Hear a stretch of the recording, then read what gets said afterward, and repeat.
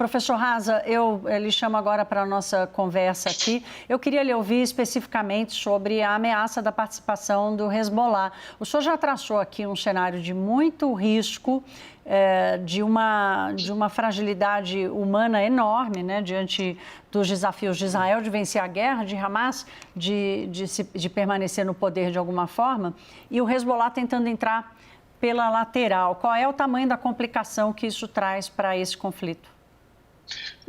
Se você considerar o Hamas perigoso, com todo o que ele está fazendo, com o armamento que ele tem, o Hezbollah, a grosso modo, ele é muito mais poderoso que o Hamas. Ele tem muita coisa que o Hamas não tem. Ele tem mísseis, o Hamas tem foguete.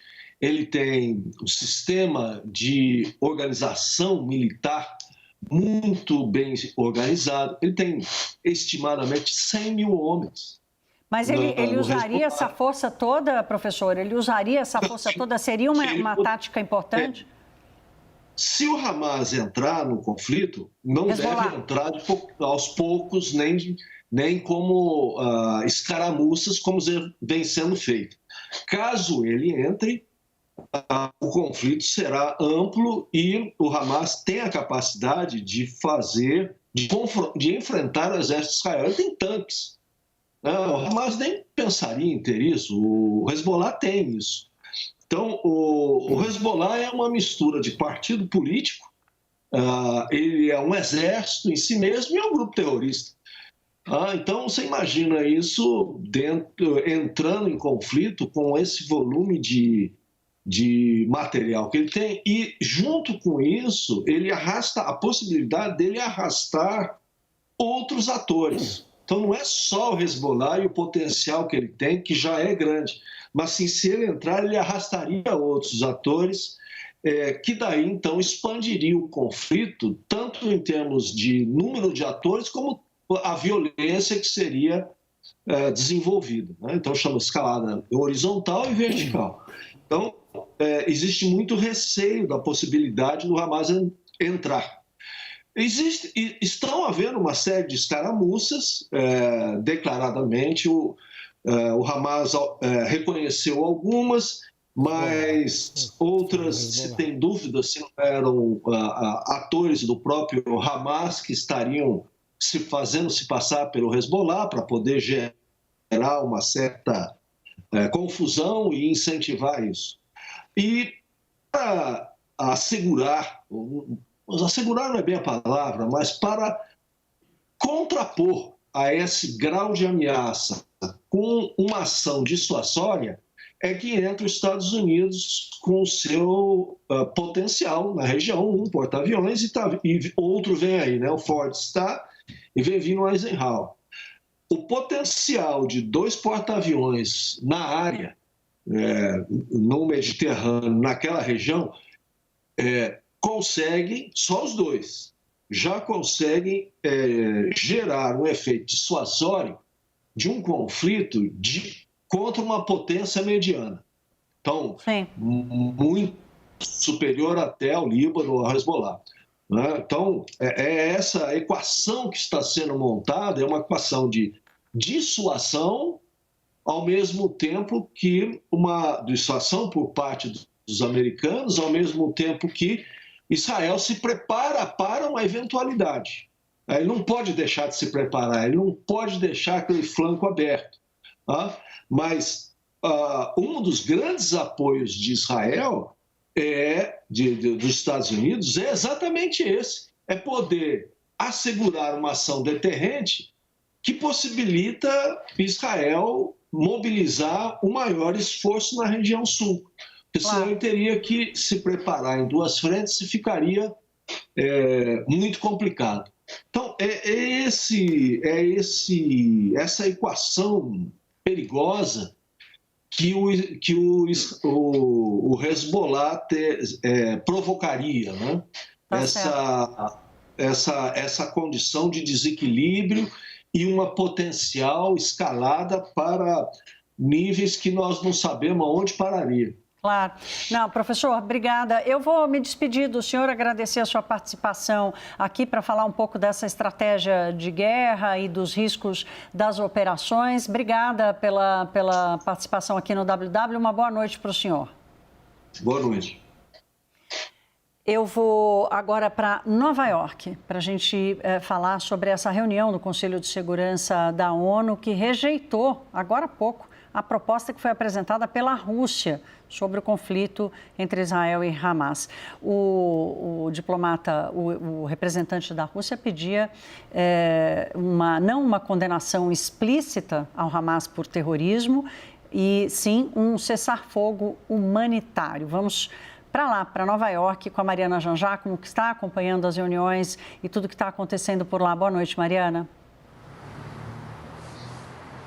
Oi, Thaís, boa noite a todos. Thaís, eu precisei sair aqui da sede da ONU em Nova York porque acabaram os trabalhos, então acabaram as discussões entre os diplomatas por hoje, mas serão retomadas amanhã e à noite também deve ser de muito trabalho. Eu conversei com o pessoal da missão do Brasil, da ONU, aqui junto às Nações Unidas, e eles me disseram que ainda hoje deve circular uma nova versão da resolução proposta pelo Brasil para que os integrantes possam analisar e votar amanhã. Então, amanhã, o Conselho de Segurança se reúne novamente, dessa vez para votar a resolução do Brasil. Essa votação deve acontecer no mesmo horário da sessão de hoje, ou seja, 7 horas da noite no horário de Brasília, 6 horas da tarde no horário local. O que aconteceu é que hoje o Conselho de Segurança se reuniu para votar as duas resoluções, a proposta pela Rússia e a proposta pelo Brasil. Só que logo no começo, a representante dos Emirados Árabes Unidos, a primeira a falar, pediu pela suspensão da sessão para que os participantes pudessem fazer mais consultas diplomáticas e discutir mais sobre os textos que seriam votados. Isso pode ser feito, isso faz parte das regras do Conselho de Segurança. Qualquer país pode pedir uma pausa para que mais análises sejam feitas. E o que aconteceu depois foi que a Rússia negou o pedido dos países para que levassem mais um dia, mais 24 horas para analisar esses textos, e a Rússia insistiu para que o texto proposto por eles, proposto pelos russos, fosse votado hoje. Então, esse texto foi colocado em votação e não foi aprovado. Foram 5 votos favoráveis, 4 votos contrários e 6 abstenções. Os Estados Unidos, é claro, votaram contra esse texto. Já era sabido que os Estados Unidos fariam isso. O texto traz uma série de questões, não só foi um texto apresentado pela Rússia, mas traz uma série de questões que os Estados Unidos se posicionam de maneira contrária. O texto pede pelo cessar-fogo. Os Estados Unidos já disseram que não é hora para pedir um cessar-fogo. Biden disse isso, disse que Israel tem o direito de se proteger e de proteger a sua população. Então já era sabido que esse texto seria vetado. O Brasil se absteve. Eu conversei com fontes aqui que me disseram que o Brasil não viu necessidade de rejeitar esse texto da Rússia, apenas se abster, e vai usar agora esse prazo até amanhã, antes dessa votação, para fazer ajustes, circular um novo texto para tentar conseguir mais apoio desses países do Conselho de Segurança. Lembrando que é preciso que 9 países aprovem o texto, 9 dos 15, que ele não seja vetado por nenhum país que é membro permanente do Conselho de Segurança, para que uma resolução seja finalmente adotada pelo Conselho. Thaís.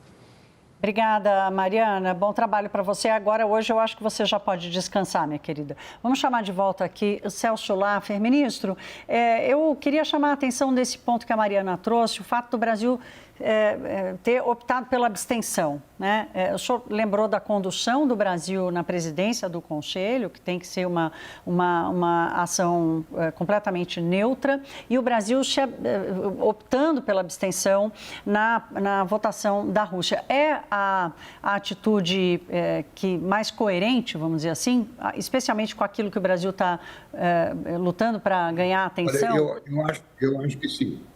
O nosso embaixador lá, o Sérgio Danese, é uma pessoa de grande qualidade, conhece muito bem aquilo que são os instrumentos diplomáticos. A posição do Brasil deve ser a de tentar encontrar um consenso e harmonizar posições muito difíceis.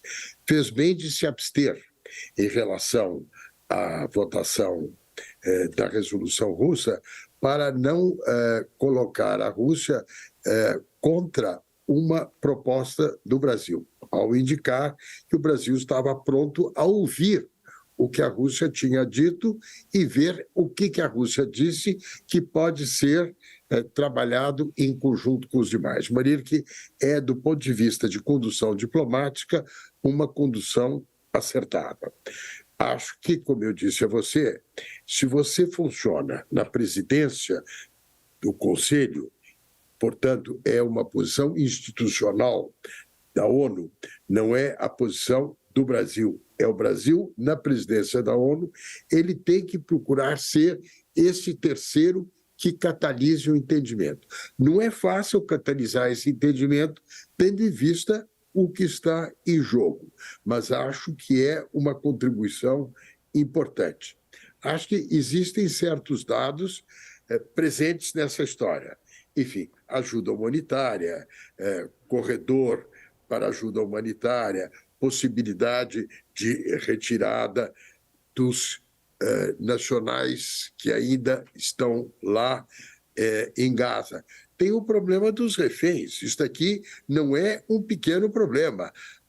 Obter e procurar capturar reféns é uma tradicional ação terrorista, não? Então, é também um modo de chantagear o adversário. Não? Então, é um dado da complicação existente nessa história. O professor Rasa fez considerações muito interessantes. Eu só acrescentaria uma reflexão adicional. Um eminente economista americano, no passado, fez uma distinção entre risco e incerteza. Ele disse: o risco é aquilo que eu posso prever. A incerteza é aquilo que escapa da previsibilidade.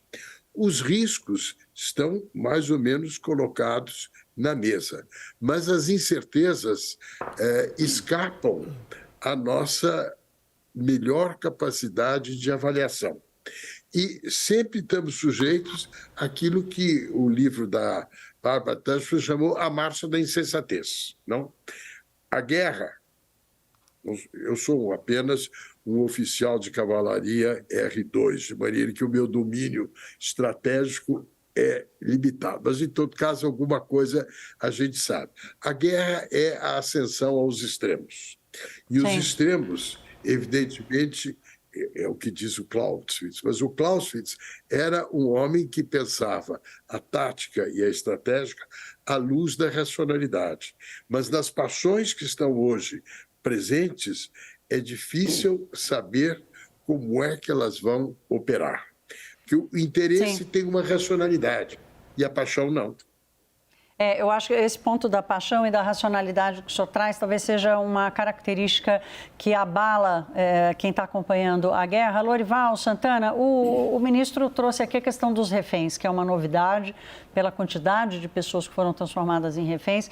E talvez os reféns hoje estejam vivendo uma conjunção entre risco e incerteza numa dose muito mais elevada do que qualquer outro lado dessa história. Queria um pouco te ouvir sobre como é que, o que você está vendo da condução dos países no tratamento dos reféns, inclusive daqueles que estão por fora, como os americanos, os Estados Unidos, os outros países do Oriente Médio.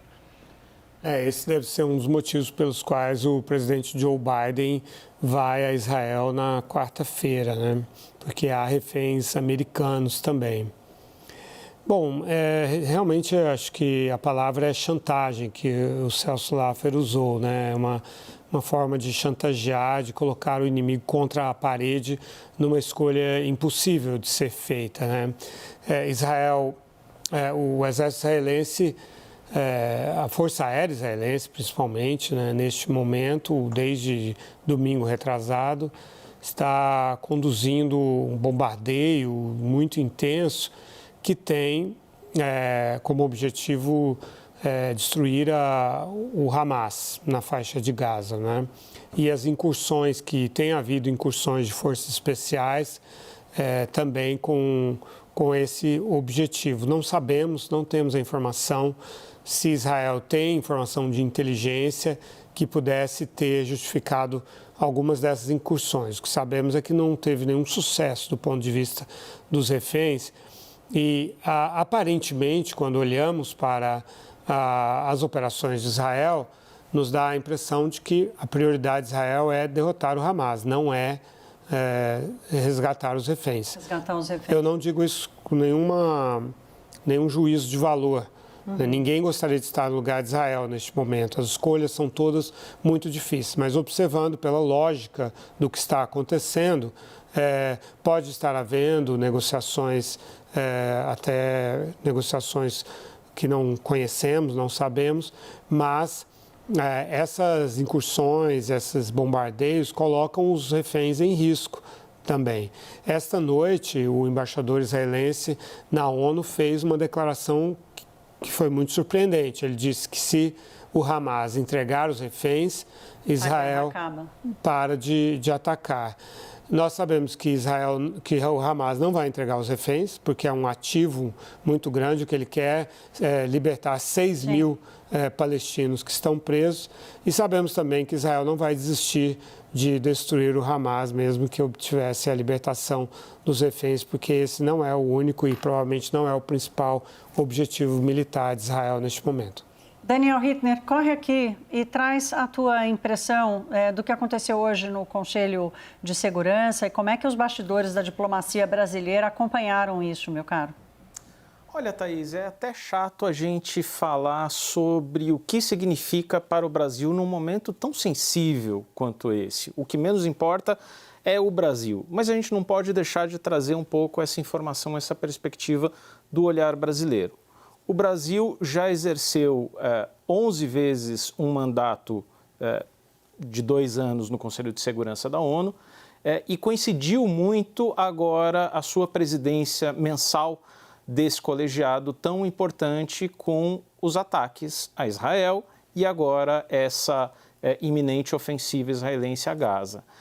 Portanto, o Brasil tenta demonstrar ali que ele é um interlocutor credenciado e um candidato viável a um assento permanente no Conselho de Segurança da ONU. E tenta usar sua capacidade pontual de mediação como presidente do Conselho para tentar construir algum consenso mínimo.